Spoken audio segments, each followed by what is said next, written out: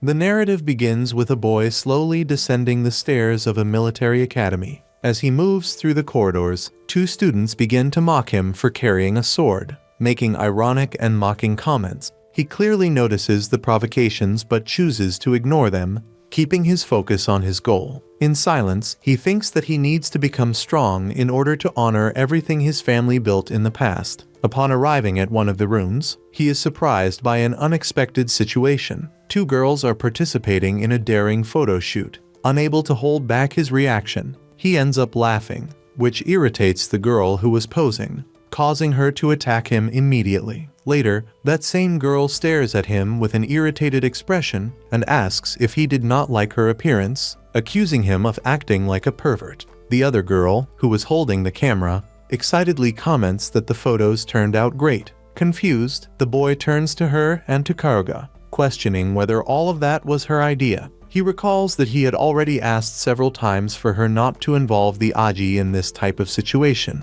Karuga, provocatively, asks what he would do if she spread copies of the photos throughout the entire school. In another area of the building, a curious student receives a harsh warning from the principal. He states that she failed in her mission and announces that, as punishment, she will be demoted to the status of an ordinary student, being sent to the 35th Test Platoon, known as the Platoon of the Defeated. Back in the room, the principal scolds the protagonist, reminding him that 6 months have already passed since the start of high school and the group still has 0 points. Karuga hears this and comments that it is difficult to advance when the only available frontline is Kusanagi. Irritated, Kanjani responds that the situation is indeed shameful, but Zagi retorts, saying that as captain, he should act differently. Kanjani admits that he does not feel prepared for the position. At that moment, Karuga proposes a solution. She reveals that that night there will be an illegal negotiation of level D heretical artifacts,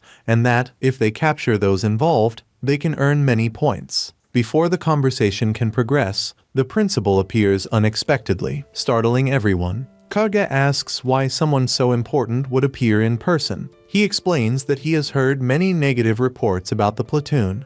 Although he acknowledges the potential of each member, because of their poor performance, he decided to bring someone experienced to assist them. Ouka, a former Inquisitor who will return to high school. The arrival of Ootori causes general surprise. Ogai comments that, while still a student, Ootori became an Inquisitor in just a year and a half. Before leaving, the principal mentions that she is his daughter, but Ootori quickly corrects him, stating that she is only his stepdaughter and that they share no blood ties. Soon after, she approaches Kanagi and says that she does not like the idea of living with twins or favored people. Noticing his reaction, she asks if they already know each other. Kani confirms, saying that they have already fought side by side. Irug then asks why Ootori left the official Inquisition to join the group, but she responds that she cannot reveal the reason. Kusa observes her carefully and, after a moment, asks how she has been. Ootori responds coldly, pretending not to recognize him. Later, during the night, the group positions itself for the mission. The objective is to recover a rare book called Extravagant Psalms, written by André Herjager, an artifact capable of driving whoever reads it to suicide. In another location, the illegal seller presents the book to the buyer, warning him not to underestimate the Inquisitors. Meanwhile, Kanjani observes the guards and defines the strategy. He will serve as a distraction. Ootori will shoot, and after 3 seconds, the attack will begin. When the plan goes into action, Kanjani invades the place shouting that everyone is under arrest, but he is faced with several armed men pointing weapons at him. Confused, he asks if she did not get the building wrong. The criminals laugh and ask if he is a student from the Anti-Magic Academy. Trying to play it off, he says that he got lost, which generates even more mockery, especially about his sword. Kusanagi begins to get irritated but reacts instinctively upon hearing a gunshot. Cutting the bullet with his sword, he continues blocking the shots until he hears his sister's voice in his mind, asking him not to scare her. Her words calm him, and he says, laughing, that he was just joking. Before anything else happens, the lights go out. Ootori appears resolute, demanding that they hand over the forbidden book. The seller mocks her and summons a mechanical dragon. making Kanjani wonder how he obtained a weapon exclusive to the Inquisition. Remaining calm, Ootori uses her ability to damage the mechanism until it becomes unusable, explaining that the weak point of ancient dragons is the central system. After restraining the seller, Kanjani leaves his hiding place to check if she is all right. But he trips over a bullet and falls on top of her, receiving a punch. The next day, Ootori announces that she will carry out the next mission alone, which infuriates Jai, who considers it disrespectful. Ootori then exposes her reasons. Osagi's power has serious flaws. Ikaruga's excessive modifications are unstable, and Kanjani is a disgrace as a captain for nearly causing unnecessary deaths. He admits that she is right. Before leaving, Ootori says that he should not even try to be an Inquisitor. Later, Kanjani reveals that he chose to remain in that group of his own will, and that he has devised a plan. The next scene shows everyone preparing a welcome party. Ootori refuses, but Kanjani notices a wound on her arm and insists on helping her. She steps away, saying that she is not looking for friendships and that she does not consider him worthy of leading her. Kanjani responds that, like it or not, he is the captain and will not allow anyone to get hurt. On a new mission, Kanjani activates a grenade trap. Without hesitation, Ootori throws herself over him to protect him. Later, while investigating a container, he finds her kneeling before the body of a dead woman. Crying, she reveals that her sister had returned to resolve that matter. Overcome by rage, she begins shooting at the guards, but Kanjani stops her, reminding her that this would cost her license. In tears, Ootori confesses that her entire family was killed by a witch, and that this hatred for magic prevents her from accepting help in her pursuit of revenge. Saying this, she states that she cannot be part of his platoon. Immediately after the declaration, she tries to shoot the guards who were already handcuffed, but Nagi reacts instantly and throws himself over her to stop her. While holding her firmly, he states that she can indeed join the platoon, but makes it clear that she must not act as if she understands everything that has happened up to that point. Even in the face of her resistance, he continues trying to get closer to her. The next scene shows how the protagonist met Tori. On the first day at the academy, the two ended up facing each other in a fight that could have ended in death. On the day following the mission, he walks through the school corridors, reflecting on the harsh words he said to Ootori. Meanwhile, in the principal's office, he comments that although the members of the group do not individually display extraordinary abilities, they still possess potential. Ootori responds coldly, saying that he may overestimate the group as much as he wants, but that it does not spark any interest in her. Faced with this, the principal reveals that one of the members is a candidate to become a reliquary.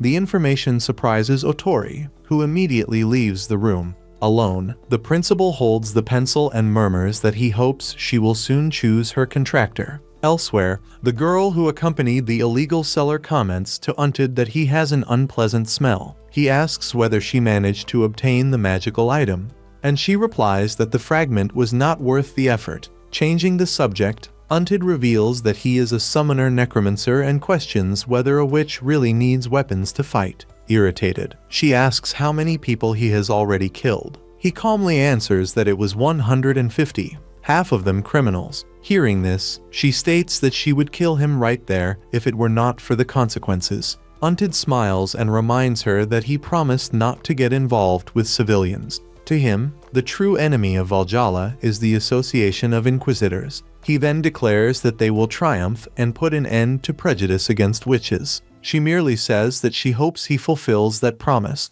As she walks away, Untid calls her the daughter of the great witch Marinida and wishes that the Valkyries protect her. Meanwhile, at the academy, Zagi trains her marksmanship. She comments to the protagonist that, in the last mission, she missed because she was nervous. Karuga then asks whether missing an entire building can be considered just a common slip. Zagi promises that she will do better on the next mission so as not to be criticized again. At that moment, Ootori enters the room and asks what they were talking about. Soon after, she accuses the protagonist of wanting to become an Inquisitor only for money and harshly states that he has no capacity to be a captain nor to join the Inquisition. Kusanagi reacts, asking if she really thinks she has the right to say that. He reminds her that she is at the academy because her authorization was revoked and comments that many call her a calamity for eliminating criminals without permission, leaving trails of blood wherever she goes. Ootori listens to everything,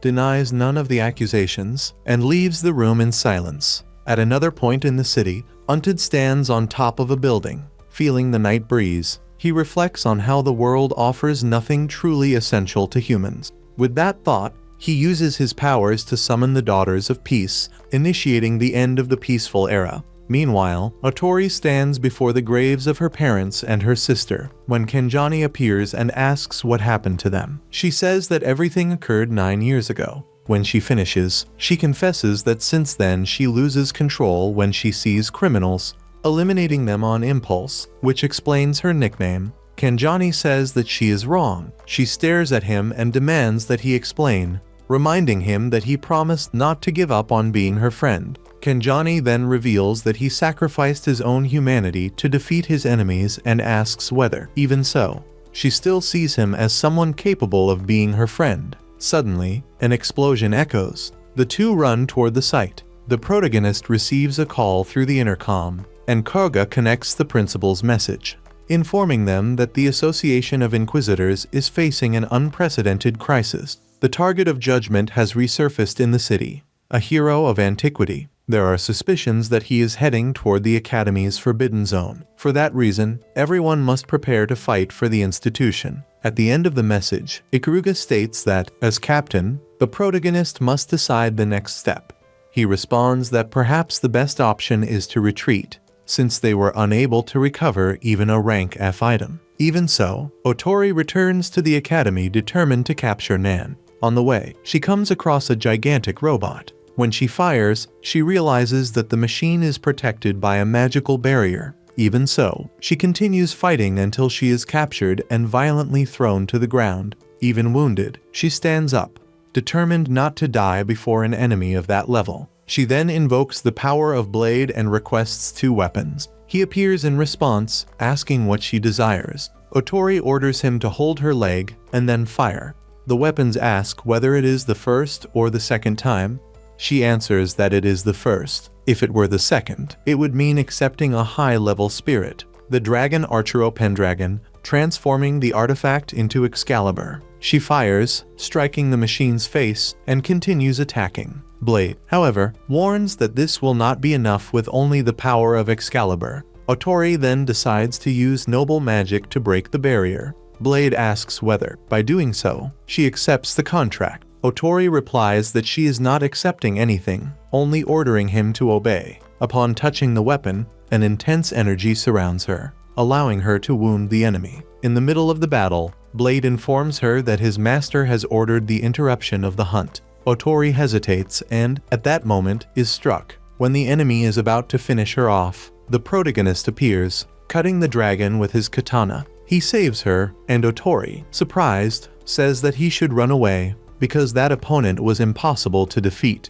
Kusanagi responds firmly that he will find that out for himself and advances into battle. During the fight, Ikaruga warns that the dragon possesses an advanced technology cannon that needs time to cool down after each shot. The information creates an opening, and the protagonist decides to face the creature up close. After several charges, Zagi orders him to use the shooter, and this time the shot hits the target. However, the machine begins to release an abnormal power. From the base, Karga warns that the enemy is about to activate a noble magic and orders an immediate retreat. Kenjani tries to withdraw but cannot do so in time. He is struck by the magical explosion and falls gravely injured. On the ground, his thoughts turn to the approaching death, lamenting the fate that awaited him. At that moment, something unexpected happens. A pencil appears before him to congratulate him. He had been chosen as a second contractor even before sealing the agreement and would need to answer a few questions. In the next scene, the protagonist awakens in another world, where the pencil begins to interrogate him. In the final question, he is confronted with a definitive decision. Would he be willing to abandon his humanity to defeat his enemy? Remembering Ootori's words, he responds firmly that he is willing. The pencil then declares that the contract has been sealed and orders him to pull the trigger. Upon obeying, the protagonist returns to the battlefield wearing an armor of immense power. Confused, he tries to understand what happened, until Pencil appears and explains that he is part of the series of enemy relics, usable only by Inquisitors. He informs the protagonist that he was chosen as the bearer and adds that the enemy is approaching. With Pencil's direct support, the protagonist finally manages to defeat the dragon. Surprised by the outcome, the creature decides to retreat, stating that it will need time to devise a new strategy. Before disappearing, the enemy asks if this should really be allowed. The protagonist answers without hesitation, affirming that yes, and that if no one else would accept the burden, he would take it upon himself. Then, the scene shifts to the Academy director talking to another person about Marin and Kaido. This person reveals that both erased almost all their own memories intentionally as a safety measure to prevent information from being extracted from them. He also comments that he believes the girl is actually the witch Aurora, who disappeared 3 years ago. Later, the director gathers the protagonist and the squad to explain that relics choose their own users, and that only this Pencil had never chosen anyone before. He adds that this is the only relic that takes the form of a sword, which is why Kusanagi was the perfect candidate. Pencil interrupts the explanation to assert that the protagonist is the most compatible with it, as an ordinary swordsman would be useless. The director comments that Pencil's biggest problem is her tendency to take on a human form, which is why he decided to place her in the same class. He also reveals that he arranged for fake documents and an official identity for her. Upon reading the record, the protagonist is surprised to learn that her name is Kunas. From then on, Pencil starts calling him Kermozinho. Irritated, one of the girls asks if everyone is just here to listen to this story. The director responds that no, and announces that there is a special mission designated for the 35th Squad. He then calls Mary Kaido to his office and explains that the Academy is testing a new system allowing witches to enter the school, integrating them into the Inquisition. The role of the squad would be to protect them and ensure that their true identities remain hidden. Upon leaving the room, Mary asserts that she does not need a bodyguard, as she wears a collar with a GPS tracker that prevents any escape attempt. Kurga adds that the device will explode if she tries to use magic. Confused, Mary asks the other girls what she should do. Karuga and the Aji suggest that perhaps it would be best to leave her alone, now that she lives as an ordinary human. Ootori, however, reacts firmly and states that this is not an option, as protecting her is part of the mission. She makes it clear that Mary will not be allowed to act freely, which leads to a discussion about magic and witches. The conversation ends when Mary walks off alone, reflecting that she doesn't even remember her own name. Throughout the day, Ootori and Mary compete in various activities until lunchtime. There, Mary ends up eating the last sandwich, which was also Ootori's favorite, reigniting the rivalry between them.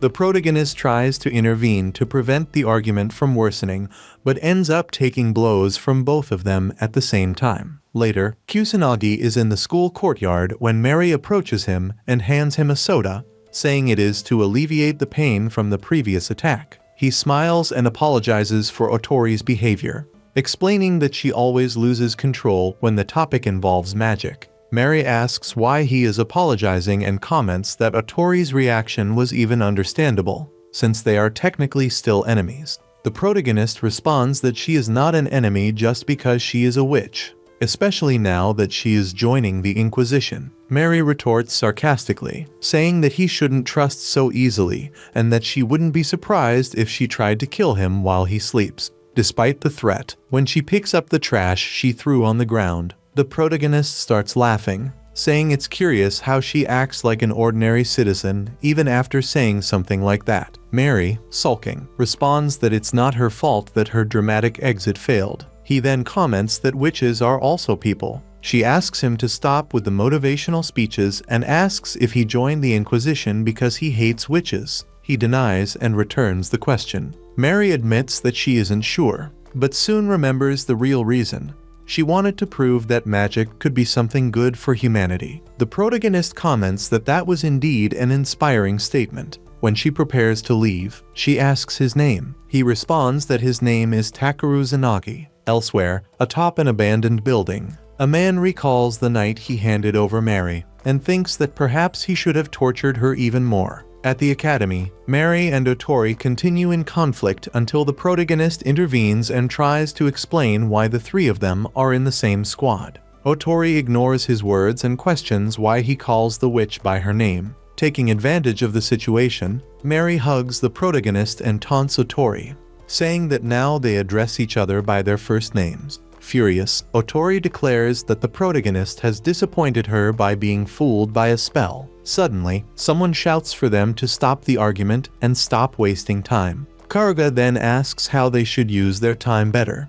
and the Aji show a pamphlet announcing the Academy's Autumn War Games tournament. As he walks down the corridor, the protagonist attentively observes the tournament announcement when a boy suddenly appears, clearly trying to provoke him. Upon seeing him, the protagonist blurted out a nickname without thinking, which makes the boy angry and claim that he didn't want to be called that. He then asks if they really intend to participate in the tournament. Kusanagi replies that at least they'll sign up. The boy comments that they must have been convinced by the promise of 100 points and asserts that his squad will be their opponents in the second phase.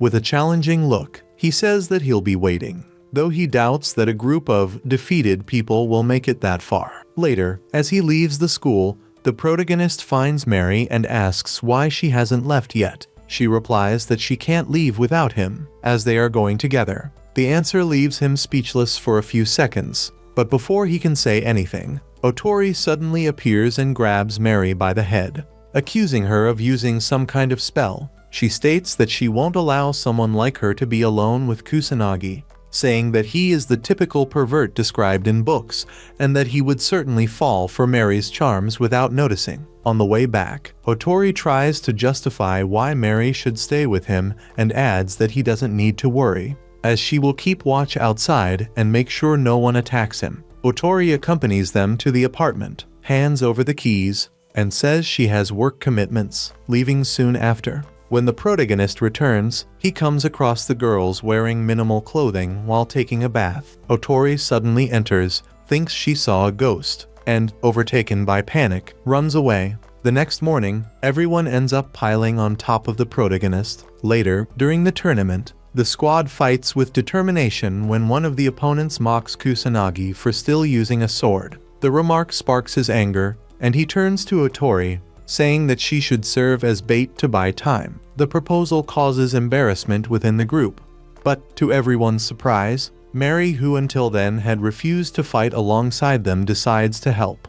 She volunteers to act as bait, which motivates Ootori and the others to fight with everything they have. In the end, the squad achieves victory, and the joy is visible on everyone's faces, especially on the protagonist's, who does not stop commenting on what Mary did for them. Excited, he suggests that they go out to celebrate together, but Ootori reminds him that she still needs to submit a report. Thus, she moves away from the rest of the group and heads toward the director's office. Upon arriving there, she notices that the room is deserted, but on the desk she finds some documents that catch her attention. As she reads them, she discovers that Mary had been involved with Valhalla and that the crime registered against her was homicide. Meanwhile, outside the building, Mary is calmly talking with the protagonist, commenting that Agi and Karuga seem to be getting along surprisingly well lately. Kanji, somewhat astonished, replies that the two always fought, but that over time they ended up forming a certain friendship.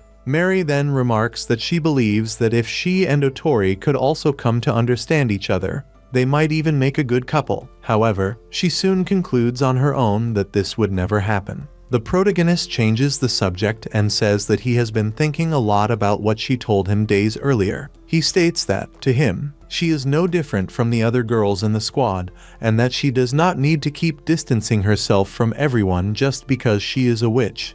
Mary replies that she remembers very little of her past, but that there is something inside her that makes her suspect that she might not be who she thought she was, which frightens her. The protagonist tries to calm her, saying that regardless of who she is, he will continue to be there, even if it is only to pretend that he does not care. The next day, Ikaruga shows great enthusiasm while talking about the new robot models, but is interrupted by Ootori, who approaches the group asking to speak in private. Away from the others, she reveals what she read about Mary. In the monitoring room, the director enters and approaches Kurogane, who comments that he feels he has finally discovered the truth about Mary. The director then wonders aloud whether Valhalla will act again.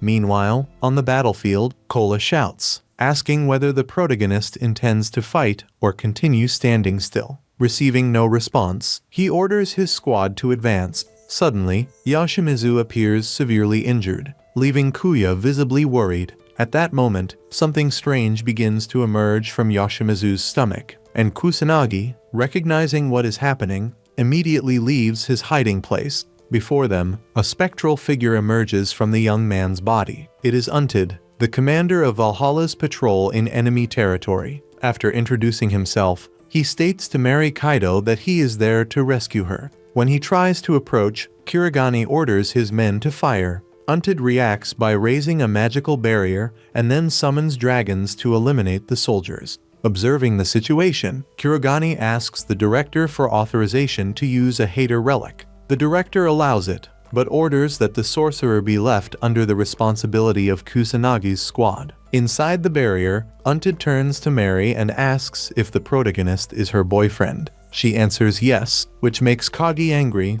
immediately being called a stalker by Untid. In response, the sorcerer declares that he will kill Kusanagi for placing himself between him and Mary. Enraged, the protagonist assumes his witch hunter form and asks Lapis what she knows about that enemy. Lapis explains that he is a Valhalla necromancer, classified as a level 5 threat.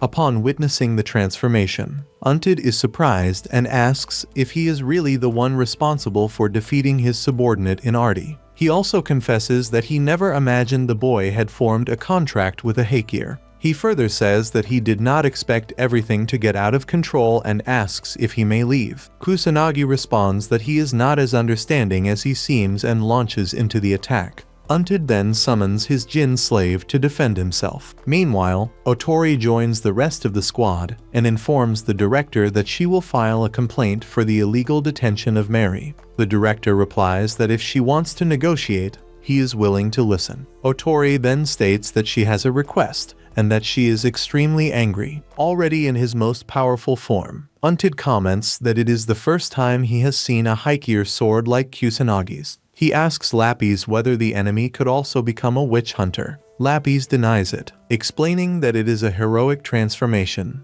possible only through an ancient and almost forgotten spell. At another moment, Untid reveals to Mary that he is also a witch like her. Mary, surprised, says that she does not know him. Untid then explains that he cast a spell to erase her memories and begins to reverse it. As soon as the memories return, he states that he will spare Kusanagi's life if she returns to the orphanage. Upon visualizing the other children, the protagonist stands up determined to tell the truth. He needed to say that all of it was a lie. He then reveals that Ootori had investigated and discovered that all the children from the orphanage were dead. Upon hearing this, Mary admits, sadly, that it is true. The protagonist then comments that, as a necromancer, she would have the power to bring them back, even if he himself had been responsible for the deaths. Mary cannot hold back her tears. His words had touched her deeply. He states that he would not judge her if she wanted to punish him, but that he would rather see her using her magic to save other lives. He then asks whether that was not her true dream. Later, the protagonist prepares for the final confrontation.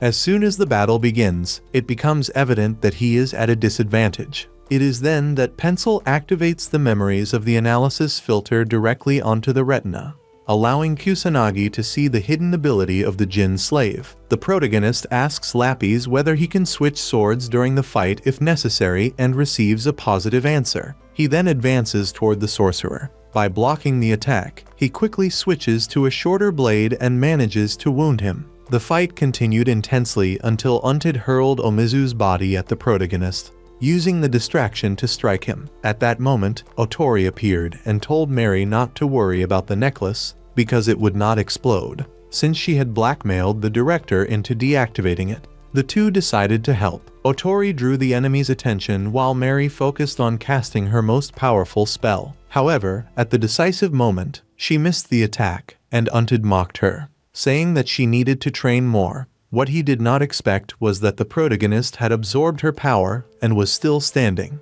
The swords collided with force, and Kusanagi emerged victorious, deactivating Unted's hero. Wounded, Unted asked the name of the one who had defeated him. The protagonist replied firmly that his name was Takeru. Upon hearing the name, Unted commented that it belonged to an ancient clan of demon hunters and, shortly after, used his magic to escape. With the end of the confrontation, the barrier dissolved and the protagonist collapsed to the ground. Mary approached, emotional, and said that she was happy to have met him. The next day, Zagi was scolded by her mother because of her low grades. The woman announced that she would move her daughter's marriage forward, making that Zagi's last month at the academy. Desperate, she begged her mother to wait until her graduation, but received a slap in response, along with the statement that she was not her real mother. At the academy, the students were informed that, during that year's festival, special coins would go into circulation, which could be exchanged for points or money.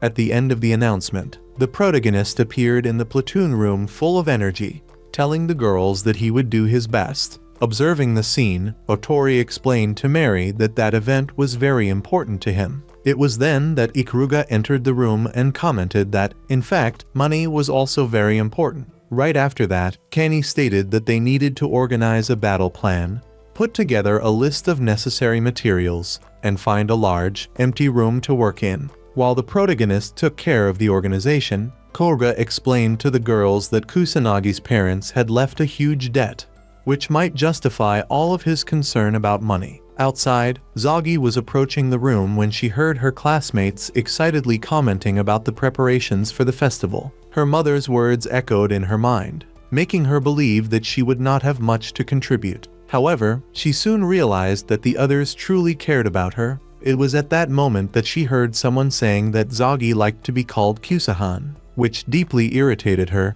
Without thinking twice, she entered the room furious, shouting that she hated that nickname. The reaction surprised everyone, who quickly tried to calm her down. Usagi then changed the subject, stating that the most important thing at that moment was to discuss the festival. At that instant, a student entered the room and introduced herself as Exita, captain of the 23rd Test Platoon. She asked whether they would be interested in forming an alliance during the festival. Since her group had few members, the proposal caught everyone by surprise, but the protagonist commented that it would be useful to have support if they faced difficulties. After that, Zagi walked alone through the corridors, thoughtful. All she wanted was to spend her last days at the school alongside her friends. By chance, she ended up bumping into the boy responsible for covering the festival. A little nervous, she called him Mazama King, and he promptly asked not to be called that. He showed surprise upon noticing how much she had grown and confessed that he had been very worried when he learned that she had entered that school.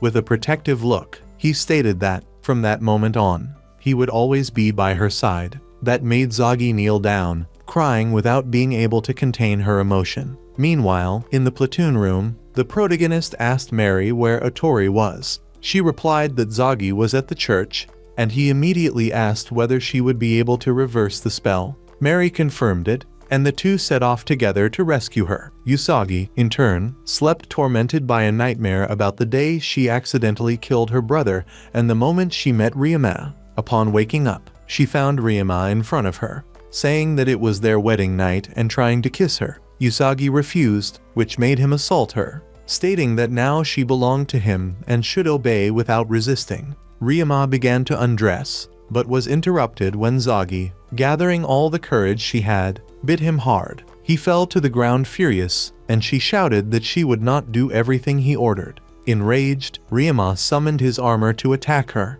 but suddenly the protagonist appeared, breaking a window and striking him with his sword. Then he told Zagi that she needed to help Mary. Later, Ikuruga handed Zagi the rifle that had belonged to her grandfather, along with special ammunition capable of injuring Mephisto. However, he warned that, since the body was still Ootori's, she should avoid vital areas. Meanwhile, Mary tried to destroy the energy source when Mephisto appeared and tried to deceive her. Mary began to laugh, asking where he had learned to act, since Ootori had never cared about her, which made that performance unnecessary. It was only when he tried to kill her that Zagi appeared and pushed her off the balcony. On the ground, Zagi aimed the rifle at Mephisto, who reacted by using his magic to make all the boys fall in love with him. On the other side, in the church, the protagonist was about to deliver the final blow to Ryumei, who, out of sheer fear, ended up wetting himself. Janai interrupted the attack and left. Pencil asked why he did not kill him, and the protagonist replied that Zagi had not asked for that. Meanwhile, where Mary was, Mephisto fired at her shoulder. She stared at him and said that he had failed, but, unconvinced, he stated that he would try again. At that moment, the protagonist appeared and warned that he was there to recover Ootori. Mephisto smiled and invoked Ootori's reliquary to attack and steal the protagonist's power. He commented that that power was capable of nullifying any magic that the source knew. Aji, not knowing whom to shoot, was instructed by the protagonist to fire at both. First at Mephisto, and then at Ootori, since neither of them would die. Suddenly, Ootori began to fight against Mephisto. In a brief moment of control, she told Usagi that, if she considered her a friend, she should shoot her. Without hesitating, Usagi fired at Ootori, causing Mephisto's soul to be expelled from her body. Then, Usagi used the second bullet to strike Mephisto's spirit, defeating him once and for all. After the battle, everyone approached Ootori, worried. Kuruga checked her pulse and informed them that she was alive. Later, Ootori woke up and asked everyone to be quiet, saying that she was fine. The next day, during the festival, the protagonist learned that Zagi wanted to talk to him. Upon entering the room, he found her wearing very little clothing. Kusanagi quickly covered her with his coat, and she told him that, thanks to him, the marriage had been cancelled and that she could continue at the academy. Elsewhere, the director was talking with Kurogen, saying that they would begin calling Ikuruga, as they needed to discuss her family. Later, Ikuruga appeared in the director's office, where she received the result of the inspection of the lost vial. The director asked what she thought, and Ikuruga questioned what he had in his hands. He then showed the photo of an identification of a dark elf from the lost matrix, explaining that the alchemist intended to use it to create weapons. Ikuruga stated that this was absurd, as there were no survivors or cells of those creatures. The director smiled and replied that the lost matrix had been well preserved until it disappeared 4 years ago. He then asked whether it did not seem familiar to her, since it had been created by the alchemist when she was still a child prodigy. Karuga replied that she had already told everything she knew and left. Kurogen commented that it seemed suspicious and suggested arresting her for interrogation, but the director stated that it would be more useful to leave her free, as she still possessed important information against the alchemist. Meanwhile, in the school corridor, Ikuruga thought that 4 years was a long time and picked up her phone to call someone. On the other side, the platoon analyzed their points and showed disappointment with the result. Then, everyone gathered in the room to decide which missions they would accept to gain more points. The girls discussed where to go, and the protagonist took the opportunity to ask Karuga why she was distant from the group. She replied that she was not in a good mood, and that nothing had changed, since they were still considered losers. Kusanagi commented that they had always been like that since they were left alone. Karuga joked, saying that it seemed like they were married. The protagonist complained, stating that she liked to provoke him, and left with the rest of the platoon. Suddenly, Ikuruga approached and said that she would be away from the school for a while, which led the others to ask the reason. She replied that she could explain, but believed that they would not be able to bear the truth. After Koga walked away, the protagonist remembered the day they met and commented that she never said goodbye, which made everyone worried. Zagi then commented that Karuga had been acting strangely lately. Meanwhile, in a distant laboratory, Isuka Sujinami was talking with Untid, asking whether the resurrection of the elves had been successful. Untid replied that he was still very far from being able to revive the dark elves. Untid then questioned the reason why she had betrayed the chemist to join the Fala. Yuk replied that the alchemist had never been more than a company and that she was merely following orders. Untid asked whether, on the day he ordered people to be killed, she truly felt nothing, scolding her by saying that she should have some feeling for humans. Ikuruga replied quickly and directly that she had not killed anyone and, therefore, felt nothing at all. Untid agreed with that answer, and Yuka apologized, stating that she did not need to worry. She was about to fulfill her promise when, suddenly, a loud and muffled noise took over her mind, leaving her disoriented. With a serious expression, she turned to the astonished one and revealed that information about the lost matrix had leaked, explaining that the one who had stolen it was her own sister. Meanwhile, the platoon that was following Karuga completely lost her trail and, believing that she was hidden in some underground labyrinth, did not know how to act. Inside that labyrinth, Karuga's sister was talking with her, stating that she was carrying the lost matrix, and that, now more than ever, it was her responsibility to carry out the plan. Ikuruga, with a determined expression, asked whether the agreement would allow her to carry out the planned experiments. Izuka answered in a simple and objective way that yes, exactly what she expected. Even so, Izuka warned that, upon reaching the agreed location, there would be no possibility of return. Ikuruga replied coldly that she did not care, because what truly mattered was the resurrection of the elves. She confessed that she did not trust Zuck, and that, if she crossed her path again, she would not hesitate to kill her. Meanwhile, the protagonist and his group were forced to flee from a group of gangsters who were following them,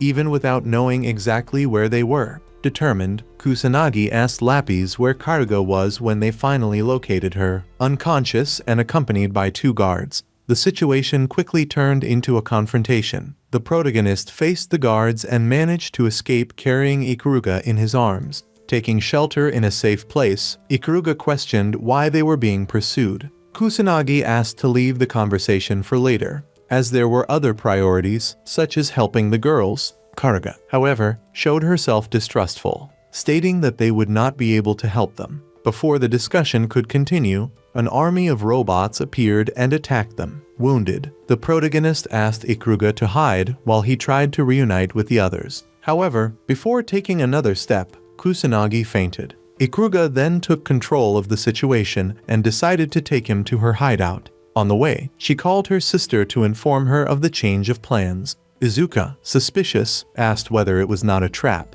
but Ikuruga assured her that it was not. She explained that they were merely acquaintances from the academy, although Izuka did not believe it. Without hesitating, the sister stated that if Ikuruga's friends died, she would never obtain the lost matrix. At the academy, the director received a message from the alchemist informing him that the investigations into the elves had not been officially authorized, but carried out by Ikuruga. Upon hearing this, the director ordered all hunters and warriors to prepare for war. Elsewhere, the girls of the platoon were imprisoned in the dungeons, commenting on rumors about the alchemist, when Izuka Tsujanami appeared before them. With a curious look, she commented on how surprising it was that someone with Karuga's personality would be involved with people like them. Questioning whether they were truly friends or merely pieces in her game, Usagi replied without hesitation that they were true friends and that they knew her better than anyone. Izuka, suspicious, insinuated that perhaps Karuga was not who they imagined and promised to reveal her true face.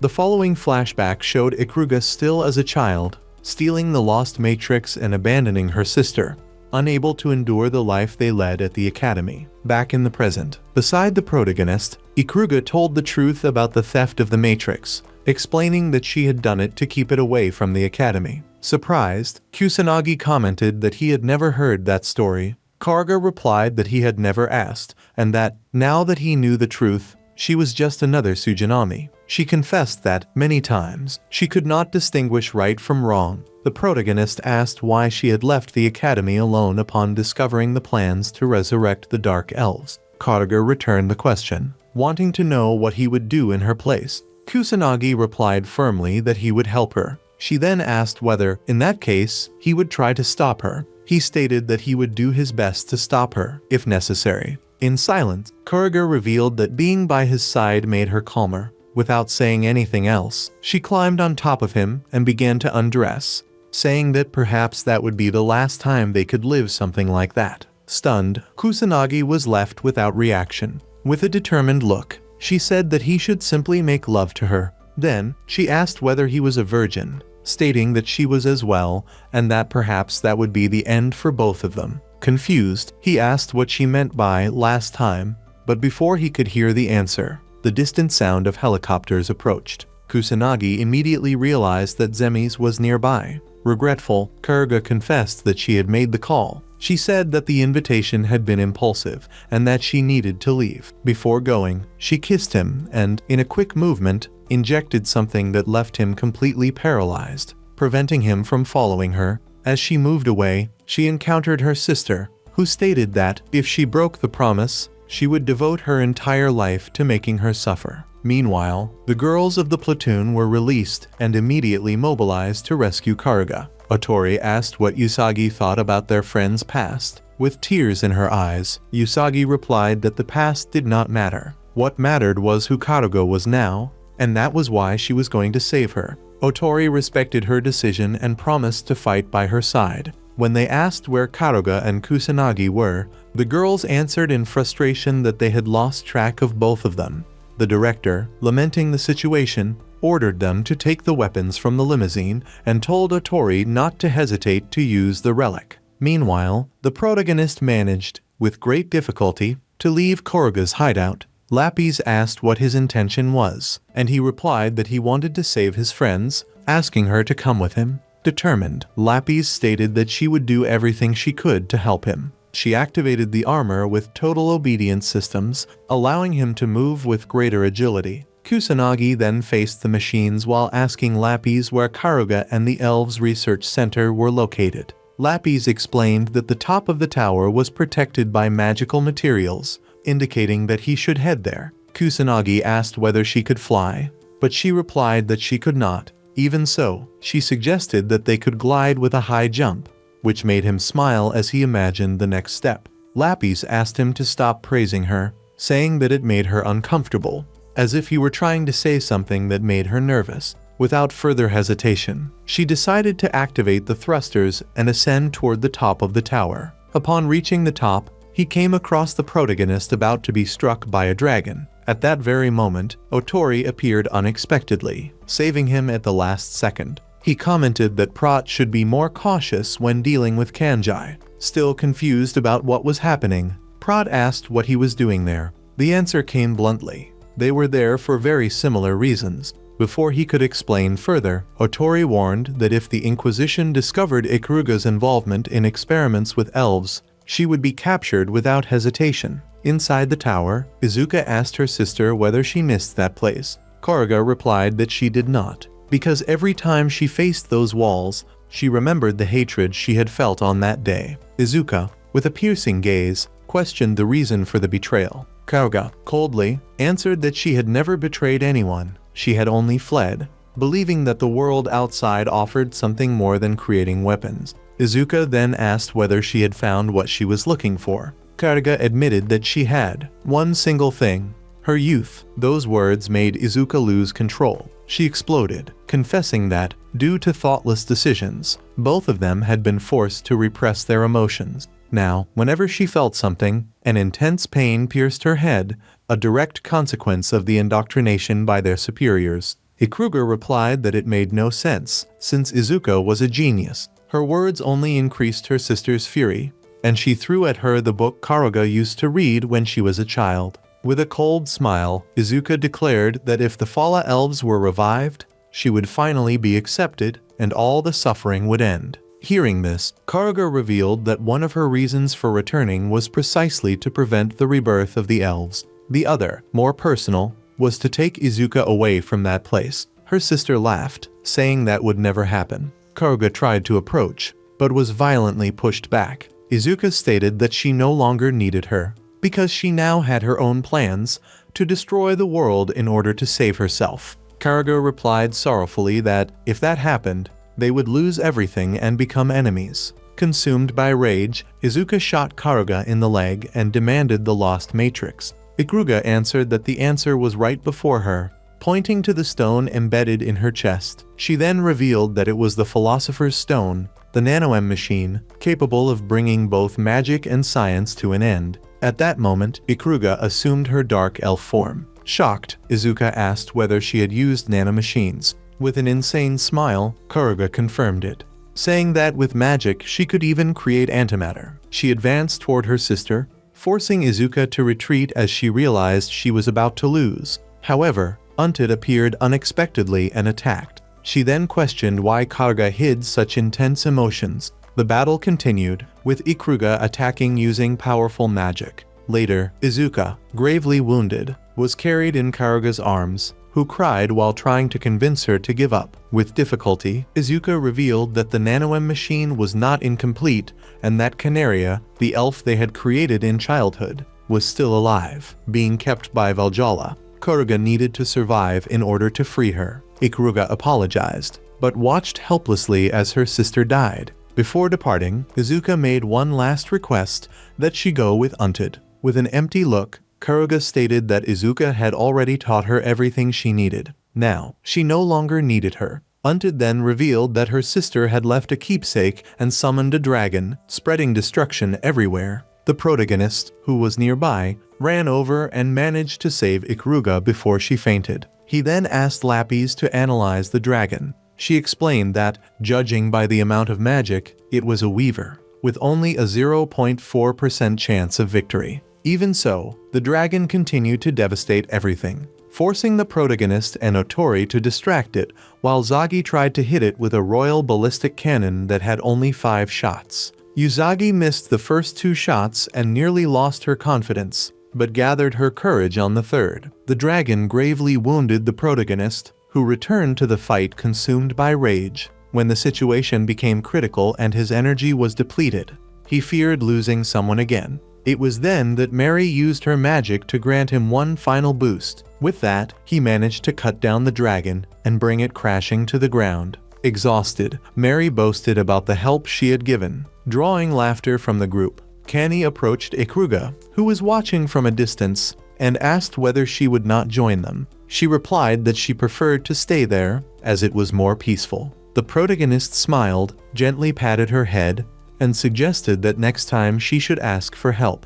Later, as the platoon prepared for a secret mission, Ikuruga questioned the group's capability, saying she did not believe they could accomplish it. Ootori retorted angrily, reminding her that they had already faced difficult missions. Ikuruga replied with a provocative look, telling him that he should refrain from giving his opinion. Furious, Ootori asked whether that was a provocation, but she merely suggested that they have fun and revealed that the destination would be an adult club. When night fell, the girls were sitting with some men, until one of them made an offensive comment about Ootori's body. She moved away indignantly, but the man replied that he was just a customer. The protagonist, in disguise, intervened by saying that it was her first day, which eased the tension. Observing the suspects, he warned the girls about Table 4. Following the plan, Ootori sat beside the target. After a few drinks, the man tried to touch her, causing her to lose her patience. She attacked him, and he reacted by firing his weapon. The platoon acted quickly, provided cover for Ootori, and arrested the suspect for trafficking magical artifacts. Later, they discovered that he only wanted to give the girl a video game as a gift. Another man, frightened, tried to flee when he noticed the presence of the Inquisition, starting a chase. Back at the academy, Ootori apologized, and Zagi commented that any girl would have reacted that way. He also observed that using live ammunition had not been sensible, and Karuga added that this would likely result in punishment from the Inquisition. Later, they analyzed the confiscated ring, unsure whether it was magical. Karuga suggested testing it, which caused an argument among the Ajimari, since none of them wanted to let it go. Trying to end the conflict, Ootori attempted to make the ring fly back to Kanjai's neck. Surprised by the sudden action, he moved away from Usagi and ended up bumping into Mary. Irritated, she confronted him immediately, asking why he had been kissing Zagi if he had her by his side. Then she made a sharp comment about her own body, questioning whether he did not love her because she did not have big breasts. Without thinking much, Kanjani Nagi reacted impulsively and took off his clothes to prove that, although small, his breasts were well proportioned. The atmosphere became completely awkward. Realizing what he had done, he dressed in a hurry and tried to leave, but ended up running into Ootori along the way. She struck him without warning, knocked him to the ground, and positioned herself on top of him, forcing him to touch her. In panic, Kanagai managed to break free and fled as fast as he could. He ran until he found Ikuruga, who commented, surprised, that the magical artifact was, in fact, a ring with an intoxication effect. Relieved, the protagonist replied that at least she seemed sober. Karuga, however, wrapped him in a hug, and, with a mysterious smile, said that if he thought so, perhaps she was also under the effect. She tried to kiss him, but was overcome by strong nausea and ended up vomiting on him. The next morning, the platoon appeared traveling by bus, commenting about how someone had apparently been paralyzed the day before. They talked excitedly, wishing that summer would never end.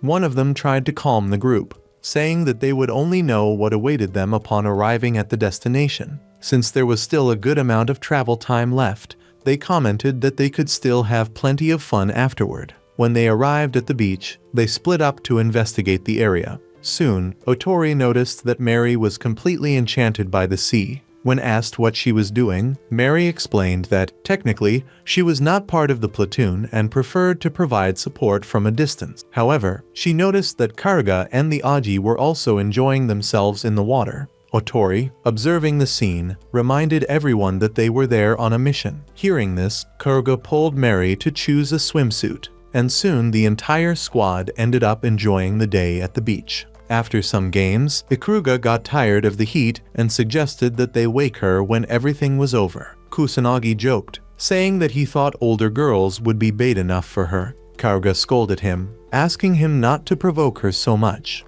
and asked whether he really wanted to draw her attention. Then Kenjagi approached Lapis and asked what she was observing. She pointed to two people fishing and explained that they were using bait and a hook. Later, the girls decided to buy ice cream for dessert. Suddenly, Kanagai began to feel sick and ran to the bathroom. Lapis tried to accompany him, but the others insisted that he needed privacy. Meanwhile, Ootori noticed an injured man being taken away by paramedics and asked what had happened. They explained that the man had been attacked by a giant monster in the sea and had nearly drowned. Hearing this, the girls understood that the mission did not involve a magical artifact, but a supernatural creature. Pencil then explained that it was a magical subspecies of sea hare, known as the summer tractor, capable of prolonging the season indefinitely. Ootori admitted that she had never heard of it. When they realized that Kusanagi was not around, she informed Pencil and Mary that Mini Platoon 35 would be responsible for finishing the mission. Next, the girls devised a plan in which Pencil would use a fishing rod while they served as bait. They complained about the idea, but suddenly a gigantic monster appeared and began attacking them with tentacles. Frightened, they warned Pencil, who tried to pull the rod, but it broke, allowing the monster to capture the girls. Kusanagi came out of the bathroom and, upon understanding the situation, asked Lapis to transform him into a witch hunter. Already transformed, he threw himself into the sea, but the weight of his suit caused him to sink rapidly. Seeing this, the girls suggested that he use the fishing rod. Following the advice, they managed to free themselves from the monster. Ootori deactivated Mary's collar, allowing her to use magic to remove everyone from the water. In the late afternoon, the group prepared to leave the beach when Ootori returned with ice cream for Mini Platoon 35, thanking them for having saved her life. The next day, the protagonist visited his sister, Kaizek, and commented on how she seemed to have grown. She replied that when one sleeps a lot, growth accelerates. Queek complimented Kenjani, saying that he looked more handsome, and asked whether he had any interesting story to tell. He talked about his new friends and mentioned that he liked a girl with beautiful hair. Hearing this, his sister joked that if he was talking about her, it meant he had fallen in love. Kanagai explained that it was not exactly love, but a strong admiration, something special that he felt when he saw her walking. This makes Kaizek happy, and she says that it does not matter how he sees her, because she is glad that he has found someone special. However, Kusanagi laments that she, forced to sleep constantly, cannot live a normal life. They are interrupted when the time runs out, and he promises that he will be with her again. Next, Ootori appears chasing a motorcycle driven by traffickers. She manages to lead them to where Kusanagi was, preventing the mission from being completed. The next day, the platoon returns to the academy to analyze their points. Worried, Ootori asks if Kusanagi was tired, since he appeared to have dark circles under his eyes. Before he can answer, she suggests that he rest. He states that he was not that exhausted. Soon after, the director arrives at the laboratory, where Kurogen was monitoring Kaizek's condition. He explains that she was not responding well to the drugs due to something unusual, and reveals that contact with the outside world could activate her corrosive power and destroy her. Therefore, they needed to keep her isolated until all the dangerous particles left her body. Upon hearing this, Kaizek feels abandoned by her brother, and uses her powers to break the chains that bound her. Kurogen enters the cell and says that, although she hates him, he will not apologize. Meanwhile, Platoon 35 is on a mission. Ootori identifies the man with a hat as the Mage Melon, a level B sorcerer, and asks them to track his hideout. Mary manages to place a transmitter on Amer's bodyguard. Realizing the plan, Melon draws a weapon and begins creating mandrakes with the bullets, escaping quickly. The protagonist starts the pursuit until they reach a dark alley. There, Queek appears and, when questioned about what she was doing in that place, responds with a strange smile that she just wanted to see Kusanagi. She had always desired that kind of hug from him. However, upon feeling her sister's touch, a disturbing sensation overwhelms him. At that moment, he realizes something terrible. Kaizek had killed Melon. The others arrive, drawn by the situation. With sword in hand, the protagonist asks the girls to step back. Ootori, confused, says that she does not understand what is happening. But she knows two things. She feels pain, and those people are not a threat to her. Kusanagi lowers the sword and, seriously, asks if the girl was dangerous. He confirms that she is, stating that she was even more dangerous than they had imagined. Speaking about protecting Kaizek, he makes it clear that he would stop anyone who tried to hurt her, even if it were himself. The group remains silent. Finally, Kanjani reveals that her name was Kaisuke, and that, despite being his sister, her abilities were so extreme that they classified her as a level SS threat. Inside the prison, the director issued a direct warning to Kurogen. If they did not locate Kaizek as soon as possible, the entire world would be at serious risk. At the same time, in the protagonist's house, Kaizek awoke with a face full of guilt, apologizing to Kusanagi for having taken another life. Shortly after, Thor entered the room and introduced herself as the protagonist's sister. Speaking calmly, she assured that she would do everything within her reach to ensure that nothing bad happened to Kaizek. Kana, with a serious expression, left the place to explain to those present that his sister had killed many people, but never by her own will. Kaizek had no control over her powers, and the episodes only occurred when she felt threatened. He explained that this was known as overflow syndrome, a common problem among witches without a magical lineage. Always worried, Usagi asked what the next step would be. Thoughtful, the protagonist suggested handing her over to the Inquisition. But Ootori intervened quickly. She proposed that they go to the Inquisition without direct contact. When Kaji asked whether it would not be better to warn them beforehand, Ootori revealed that she had turned off all communicators, relying only on her word. She made it clear that they had only 1 hour with Kaizek before leaving. The girls helped Kaizek change clothes, trying to make her more comfortable. After that, Mary, with a sincere smile, promised that in the future Kaizek would also be like a sister to her. That night, while having coffee, Kaizek commented on how kind Kusanagi's friends were, treating her well even knowing that she was dangerous. They talked about the girls until, with a trembling voice, Kaizek made a desperate request to her brother. She wanted him to kill her. Her powers grew every day, along with the urge to hurt more people. For her, dying before that happened seemed like the best option. But she did not want it to be just anyone. She wanted it to be him. Shocked, Kanjani looked at her with sadness and said that he could not fulfill that request. Even if the entire world wished for her death, he would always choose for her to live. He promised that, if one day it was truly necessary to kill her to protect her, he would die on the same day. Moved, Kaizek said that, if he kept that promise, she would be able to endure a little longer. Meanwhile, in an isolated cabin, Belua received orders to rescue the target held in prison. With a cruel smile, she stated to the informant that she would destroy the academy if necessary. The man tried to warn her not to repeat mistakes like those of Essembrada and Mephisto, but Belua had already made her decision. In the city, the protagonist and his sister arrived at an amusement park, where they encountered Kai and Yoshimitsu. Kai, pointing a weapon at Kaizek, announced that the witch hunt had begun. Furious, Kenjani summoned Lapis's blade and, upon converting his sword, asked why Kai possessed a relic. Coldly, he replied that the director had chosen him for recognizing his potential. The confrontation began, but was interrupted by Kurogen's arrival, who scolded them for fighting in a civilian area. As Inquisitors, they would now face the consequences. Concerned about his sister, Kusa asked permission to speak with her. As he approached, Kaizek apologized for not being able to show more of the outside world. With a sad smile, he promised that they would meet again and hugged her, asking her not to forget her promise. Then, she fainted in his arms. The director explained that she had been sedated with Gimir and that she needed to calm down on her own. Anguished, Kusa asked what would happen to her.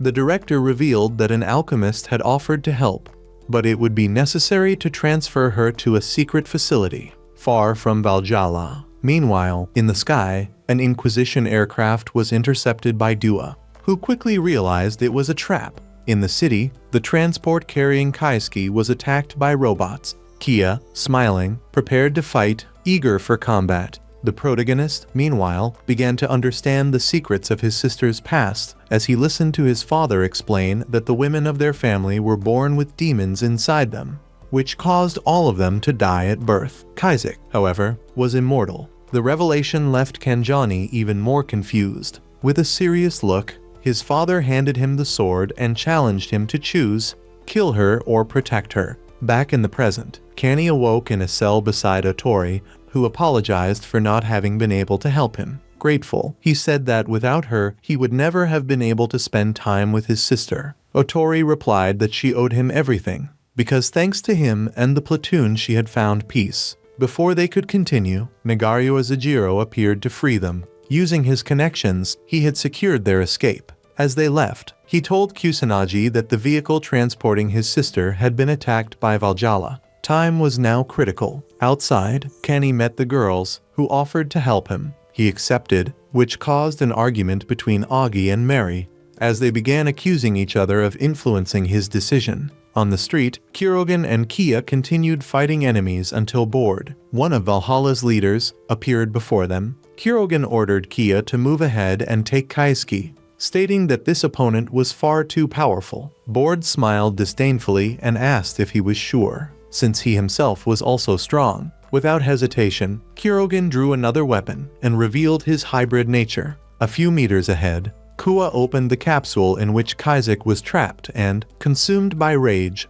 declared that everyone who had betrayed him would pay. He pointed his weapon at her and said he would kill her. But Kaji arrived in time to stop him, asking what she had done to deserve such a fate. With hatred in his eyes, Kua replied that he could not stand the idea of someone like her living among them. Yoshimizu's smile surfaced in his memory like a cruel reminder, urging him to continue his vengeance. Furious, Kani shouted for them not to speak about his companions anymore and fired. Then he gathered all his energy for a devastating attack, managing to shatter the enemy's armor. Watching, Kia stated that the battle was not over yet. Kaji ignored him and asked him to give up, warning that they would both die if they continued. Laughing, Kia pulled out another cannon and declared that everyone would regret not having destroyed Kaisuke. With a dark laugh, he leapt into the river to escape. Without wasting time, Kenjani ran to his sister, freeing her from the chains. Firmly, he promised to build a world where she could live in peace. However, before they could recover, a demon appeared, spreading chaos throughout the city. At the top of a building, the director watched everything coldly and told Sakusanami, president of the Alchemist Council, that everything had happened exactly as planned. Excited, Saku asked whether they could clone the creature, but the director refused with a faint smile. He explained that sacrificing an entire area had already been enough. Saku offered to help clean up the mess, but the director merely shook his head. Then he looked at him and asked whether he would bet that Kenjani would be able to kill his own sister on the battlefield. Untid followed every movement with absolute attention. At one point, she turned to Kaizek and remarked that she now understood why Valhalla desired her so much. Then she cast a curious glance at the protagonist and asked whether he had any connection with Mary,